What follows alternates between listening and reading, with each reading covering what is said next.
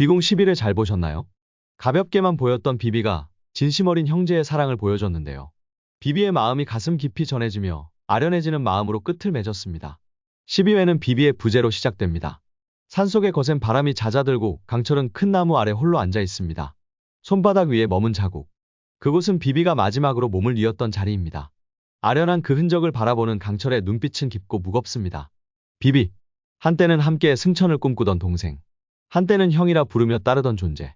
이제는 눈앞에서 사라져버린 존재. 강철이는 입을 열지 못합니다. 침묵은 곧 죄책감이자 자책이 되어 그를 조용히 짓눌러 갑니다. 마침내 조용히 중얼입니다. 그 아이는 날 지키려다 죽었다. 그것도 나 때문에. 그때 열이가 조용히 다가와 강철 곁에 앉습니다. 그녀는 말없이 그를 바라보다 이내 낮고 단호한 목소리로 이야기합니다. 비비는 마지막 순간까지 당신을 지키려 했어요. 그는 당신을 진심으로 아꼈기 때문에 풍산에게 속은 거예요. 강철은 눈을 감습니다. 귓가엔 여전히 비비의 목소리가 맴돕니다. 웃음소리, 고집스럽던 말투, 형이라 부르던 따뜻한 그 호칭. 사람이 되어가고 있었지, 나는. 그런데 그 끝은, 장면은 전환됩니다. 풍산의 사당. 어둠 속에서 붉은 불빛이 거칠게 피어오릅니다. 팔척귀는 비비의 야광줄을 손에 쥐어 불태웠고 그 힘은 이제 걷잡을 수 없이 커져버렸습니다. 이제는 더 이상 원한귀가 아닙니다. 분노, 배신, 억울함, 수백 년의 기억이 휘몰아친 불길 속에서 팔척귀는 거대한 존재로 태어납니다. 풍산은 두 팔을 벌리고 외칩니다. 천지장군께서 이제 완성되셨도다. 산자락 아래. 강철과 열이는 하늘을 바라봅니다. 별빛 속에서 느껴지는 기운. 강철은 손에 남겨진 비비의 흔적을 다시 한번 쥐어봅니다. 비비가 떠났지만 그 아이가 지키려 했던 것도 이젠 내가 지켜야겠지. 열이는 말없이 그의 손을 감싸줍니다. 함께 지켜줘요. 그 마음까지도. 밤은 깊어가고 팔척귀의 기운은 점점 더 짙어져 갑니다. 조용했던 이별은 거대한 경랑의 서막이 됩니다. 다음 날 아침 궁궐의 공기는 유난히 무겁습니다. 강철과 열이는 왕 이정 앞에 나아가 조심스럽게 입을 엽니다. 풍산의 사당에서 발견된 흔적과 기운, 그 배후엔 김봉인 대감이 있습니다. 이정은 단번에 믿지 못합니다. 외조부께서 어찌 그런 일을? 열이는 차분하게 말합니다. 그분이 남기신 물건들엔 대비전에서 전해진 부적과 장신구가 함께 있었습니다. 하지만 이건 단순히 대비마마의 행동이 아닙니다. 풍산의 사당은 왕실 내부에 누군가가 깊숙이 연결되어 조정받고 있습니다. 강철이도 고개를 끄덕이며 한마디를 덧붙입니다. 이건 의심이 아니라 사실이다. 이정은 고뇌에 빠집니다.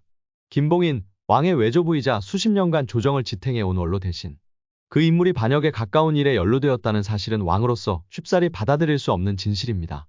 그러나 이정은 결단을 내립니다. 두 분이 일부러 잡혀주십시오. 내가 진실을 확인하겠습니다. 그리하여 강철과 열이는 일부러 관가에 투옥됩니다. 이정은 김봉인 대감을 은밀히 불러 속내를 떠보지만 김봉인은 겉으론 충신을 가장하며 풍산과의 관련을 부정합니다. 그러나 왕의 눈길을 피하지 못한 김봉인은 그날 밤 풍산을 찾아가 말합니다. 이정은 눈치챘다.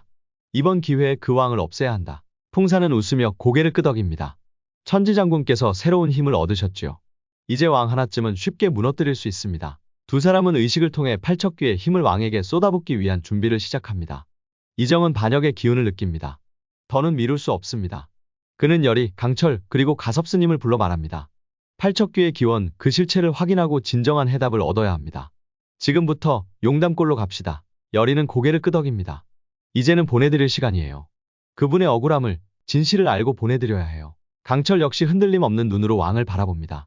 이제라도 진실을 마주하겠습니다. 그렇게 네 사람은 긴 여정을 시작합니다. 목적지는 100년 전 팔척귀의 원한이 태어난 장소 용담골. 그곳에서 천도 의식이 시작될 운명을 누구도 아직 알지 못합니다. 용담골에 도착한 이정, 열이, 강철, 가섭스님. 그들을 맞이한 건 오래된 한옥의 주인 최원우 대감입니다. 대감은 겉으로는 왕을 환대하지만 눈빛은 조심스럽고 불편합니다. 이곳이 워낙 깊은 산중이라 편의는 없사오나 잠시 머물 곳은 됩니다. 그렇게 넷은 대감의 집에서 하룻밤을 묵기로 합니다. 밤이 깊어지고 이정은 침소에 들고 열이와 강철이도 잠자리에 들려하지만 강철이는 무언가 이상함을 감지합니다. 대감은 집 안 깊숙한 곳에서 오래된 문서를 꺼냅니다. 그것은 다름 아닌 고조부 최길상이 남긴 기록, 광안문집. 대감은 그것을 불 속에 던지려는 찰나 강철이 나타나 손을 붙잡습니다. 그 책 왜 태우려 하셨습니까? 이정도 뒤따라 도착합니다. 정녕 그 책에 팔척귀의 진실이 담긴 겁니까? 대감은 마침내 입을 엽니다. 100년 전 연종대왕과 제9조부 최길상 그리고 왕을 지킨 장군 하나가 있었습니다. 전쟁 중 원자를 구한 건 그 장군이었지만 전쟁 후 정쟁에서 밀려 역적으로 몰렸지요. 왕은 진실을 묻고자 했으나 조정은 장군의 입을 막았고 결국 불 속에서 그와 가족은 여리는 책을 펼쳐봅니다.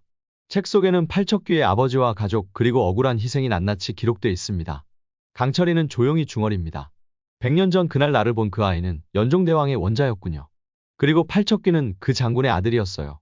이정은 책을 덮으며 선언합니다. 이제야 진실이 보이기 시작하는군요.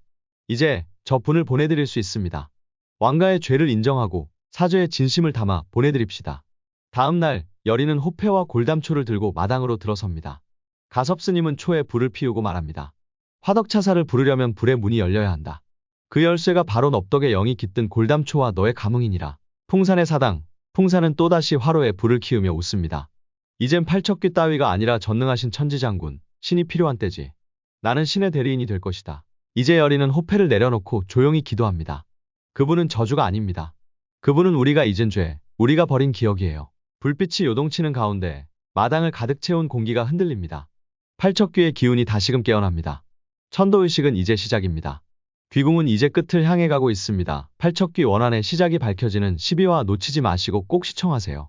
감사합니다. 예고톡톡.